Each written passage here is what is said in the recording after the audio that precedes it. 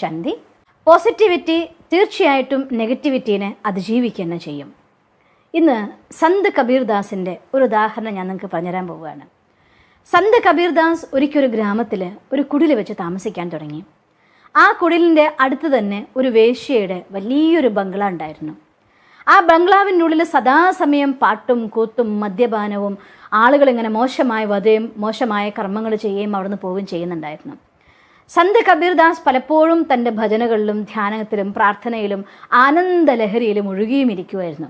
ഒരിക്കൽ സന്ത് പോയിട്ട് ആ വേശ്യയുടെ അടുത്ത് പറയുകയാണ്, നോക്ക്, ഇത്തരം കർമ്മങ്ങൾ കൊണ്ട് ജീവിതത്തിൽ സദാ ദുഃഖം മാത്രമേ നമുക്ക് നേടാൻ പറ്റുള്ളൂ. അതുകൊണ്ട് നീ ഇത്തരം കർമ്മങ്ങൾ നോക്കി പിന്തിരിയണം. ഈശ്വരനെ ഓർത്തുകൊണ്ട് തൻ്റെ കർമ്മത്തിന് പശ്ചാത്തപിച്ച് മുന്നോട്ട് പോവുകയാണെങ്കിൽ ജീവിതത്തിൽ ഒരിക്കലും കഷ്ടകാലം വരില്ല.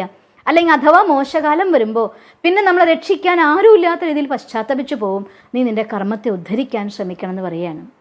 ഇത് കേട്ടപ്പോൾ ആ വേശ്യയ്ക്ക് ഭയങ്കര ദേഷ്യം പിടിച്ചു. ഇയാൾ അവിടെ നിന്ന് ആട്ടി ഇറക്കി വിട്, ഒന്നിനും കൊള്ളാത്തൊരു മനുഷ്യൻ ഇങ്ങ് ഉപദേശിക്കാൻ വന്നിരിക്കുന്നു എന്നൊക്കെ പറഞ്ഞപ്പോൾ കബീർദാസ് മിണ്ടാതെ അവിടെ നിന്ന് ഇറങ്ങി വന്നു. പിന്നെ അദ്ദേഹം തൻ്റെ ആശ്രമത്തിൽ ഭജനവും കീർത്തനവും ഒക്കെ സമയം കൂട്ടാൻ തുടങ്ങി. പതുക്കെ മുഴുകി അദ്ദേഹം പാടി ആ ഭക്തിയിൽ ലയിച്ചു പാടുമ്പോൾ ആ ഗാനങ്ങൾ അങ്ങനെ ഉച്ചത്തിലായി പോവുമായിരുന്നു. പലപ്പോഴും പലരും ഈ വേശ്യയുടെ ഭവനത്തിലേക്ക് വരുന്ന ഇദ്ദേഹത്തിൻ്റെ ഭവനത്തെ ക്രോസ് ചെയ്തുകൊണ്ട് വേണം.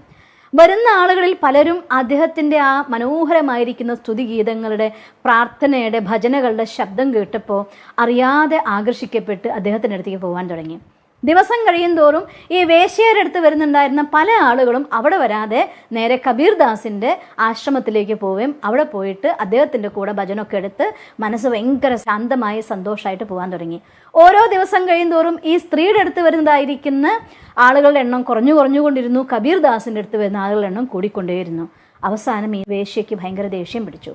അവരുടെ ഇഷ്ടചാരന്മാരോട് പറയുകയാണ്, നിങ്ങളൊരു കാര്യം ചെയ്തേക്കണം, നാളെ ഈ ആൾ പുറത്തു പോകുന്ന നേരം നോക്കിക്കൊണ്ട് ആ കുടിലിന് തീ കൊളുത്താൻ പറയുകയാണ്. അപ്പോൾ കബീർദാസിൻ്റെ കുടിലിന് അവരുടെ ഇഷ്ടചാരന്മാരെല്ലാവരും കൂടി തീ കൊളുത്തി. തീ ആളിപ്പടർന്നത് കണ്ടപ്പോൾ കബീർദാസ് പറയുകയാണ്, ഭഗവാനെ, നിൻ്റെ ഇച്ഛ ഇതാണ് എങ്കിൽ ഞാൻ അങ്ങ് പോയിക്കോളാം. ഞാനിവിടെ താമസിക്കണം എന്താ ആഗ്രഹം, ഞാനൊരു സന്യാസി, എനിക്കിവിടെ തന്നെ വേണമെന്നില്ലല്ലോ എന്ന് പറഞ്ഞ് അങ്ങനെ പുറത്തേക്ക് ഇറങ്ങി. അങ്ങനെ കൃഷ്ണഗീതം പാടി ഇറങ്ങാൻ തുടങ്ങും മുന്നേ അതിശക്തമായിരിക്കുന്നൊരു കാറ്റ് വീശി. ആ കാറ്റ് അങ്ങ് വീശിപ്പോയിട്ട് നേരെ കുടിലിലെ തീനെ നേരെ ആ സ്ത്രീയുടെ ബംഗ്ലാവിലേക്ക് തീ പിടിച്ചു. ബംഗ്ലാവ് അങ്ങ് ആളിക്കത്താൻ തുടങ്ങി. അപ്പോൾ ആ സ്ത്രീ സങ്കടം കൊണ്ട് പുറത്തേക്ക് ഓടി വന്നിട്ട് കബീർദാസിനെ ചീത്ത വിളിക്കുകയാണ്, നോക്ക്, നീ എത്ര മോശം മനുഷ്യനാണ്, നീ ഒരു സന്യാസിയാണെന്നും പറഞ്ഞിട്ട് എൻ്റെ ബംഗ്ലാവിന് തീ കൊടുത്തോ, എൻ്റെ വില കൂടിയതായിട്ടുള്ള പർദ്ദകൾ, സാധനങ്ങൾ, ഫർണിച്ചറുകൾ എല്ലാം കത്തിപ്പോകുന്നത് കാണുന്നില്ലേ, നിനക്ക് എന്ത് നഷ്ടം ഉണ്ടായിട്ടാണ്, നീ എന്തിനാണ് എന്നെ ഇങ്ങനെ ഉപദ്രവിക്കുന്നത് എന്നൊക്കെ പറഞ്ഞുകൊണ്ട് വളരെയധികം മോശമായ വാക്കുകൾ ശകാരിക്കുകയാണ്. അപ്പോൾ കബീർദാസ് പറയും, നീ നിൻ്റെ ഇഷ്ടചാരന്മാരെ കൊണ്ട് നിനക്ക് വേണ്ടത് പ്രവർത്തിപ്പിച്ചു, എൻ്റെ ഇഷ്ടനായിരിക്കുന്നവൻ എനിക്ക് വേണ്ടി പ്രവർത്തിച്ചു, അതിലിപ്പോൾ എനിക്കെന്ത് ചെയ്യാനാണ് എന്ന്.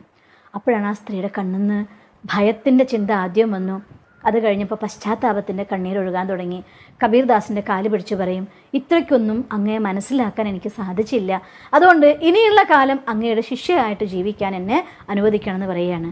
കബീർദാസ് പറയും, എല്ലാവരും ഈശ്വരൻ്റെ ശിഷ്യന്മാരാണ്, ആ ഭഗവാനെ ഭജിക്കൂ, അവിടെ മനസ്സിന് ശാന്തിയും സുഖവും കിട്ടുമെന്ന്. തീർച്ചയായിട്ടും നെഗറ്റിവിറ്റിക്ക് ഈ ലോകത്ത് അതിൻ്റെ പ്രഭാവമുണ്ട്, ഇല്ല എന്നൊരിക്കലും പറയുന്നില്ല. എന്ന് കരുതി പോസിറ്റിവിറ്റീനെ ഓവർ റൂൾ ചെയ്യാനതായിട്ടുള്ള പ്രഭാവം ഒരിക്കലും നെഗറ്റിവിറ്റിക്കില്ല. ലോകത്തെല്ലാ മനുഷ്യന്മാരും ഒരുപക്ഷെ നെഗറ്റിവിറ്റിയുടെ കൂടെ നിൽക്കുകയായിരിക്കും. പക്ഷെ ഭഗവാൻ എപ്പോഴും ഭഗവാനും പ്രപഞ്ചവും പ്രകൃതിയും സത്യത്തിൻ്റെ കൂടെ നിൽക്കുള്ളൂ.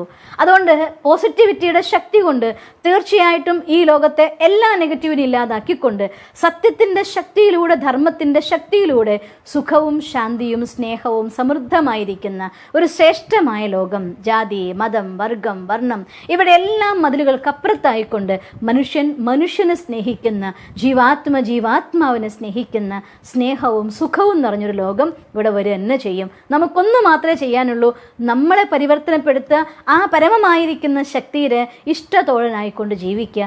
എങ്കിൽ നമ്മുടെ ജീവിതം സദാ സന്തോഷം നിറഞ്ഞതാവും. അങ്ങനെ എന്നും ഈശ്വരൻ എന്ന മിത്രത്തിൻ്റെ കൂടെ സദാ സന്തോഷമായി ജീവിക്കാൻ നിങ്ങൾക്ക് സാധിക്കട്ടെ എന്ന് ഞാൻ പ്രാർത്ഥിക്കുന്നു. ഓം ശാന്തി. ഞങ്ങളുടെ യൂട്യൂബ് ചാനൽ സബ്സ്ക്രൈബ് ചെയ്യൂ. നോട്ടിഫിക്കേഷൻ ലഭിക്കുന്നതിനായി ബെൽ ഐക്കൺ ക്ലിക്ക് ചെയ്യൂ. ഒപ്പം ഞങ്ങളുടെ ഫേസ്ബുക്ക്, ട്വിറ്റർ, ഇൻസ്റ്റാഗ്രാം പേജുകൾ ഫോളോ ചെയ്യൂ. നന്ദി.